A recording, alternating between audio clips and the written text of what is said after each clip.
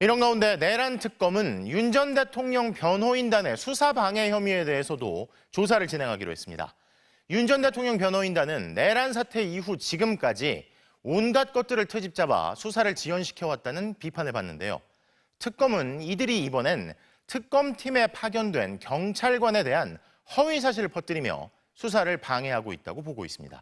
윤상문 기자가 보도합니다.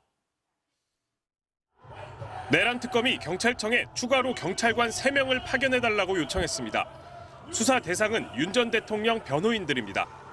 특검법엔 재판 및 수사를 방해하거나 지연하는 혐의도 수사할 수 있게 돼 있는데 이들의 수사 방해가 선을 넘었다고 판단했습니다. 특히 문제가 있다고 보는 부분은 윤 전 대통령의 체포방해 지시 혐의 조사를 맡은 경찰관에 대한 공격입니다.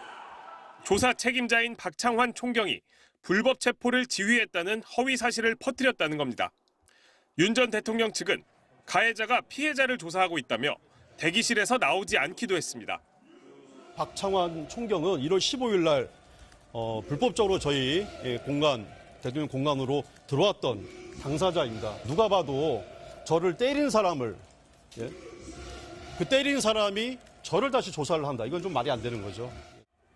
핵심 증거가 나오자 당황한 윤 전 대통령 측이 조사자를 문제 삼기 시작했다는 보도도 나왔는데 윤 전 대통령 측은 이를 부인했습니다. 그러나 박 총경은 윤 전 대통령 체포영장 집행에 참여한 적이 없고 김성훈, 이광우 등 당시 대통령 경호처 수뇌부 체포에만 관여했을 뿐입니다. 비상계엄은 사법심사 대상이 아니다. 공수처는 수사권이 없다. 법원 체포영장은 무효다. 윤 전 대통령 측은 12.3 비상계엄 이후 온갖 법논리를 동원해 내란 사태에 대한 수사를 트집 잡아왔습니다. 당시도 법관이 발부한 체포영장에 따라서 체포하는 것을 위법이라고 주장하질 않나 계속 억지 주장을 했었잖아요. 우리가 고발했으니까 니들은 수사해서는 안 된다 그러면 다 고발하지 적반하장이죠. 윤 전 대통령 측은 특검이면 검사가 조사해야 한다는 주장도 펼치고 있지만 박지영 특검보는 무리라는 걸 설명해야 하는 게 안타깝다며 당연히 경찰도 특검의 지휘를 받아 조사할 수 있다고 일축했습니다. 특검 측은 윤 전 대통령 측이 또 다른 논쟁을 유발하며 국민을 현혹하고 있다고 비판했습니다. MBC 뉴스 윤상문입니다.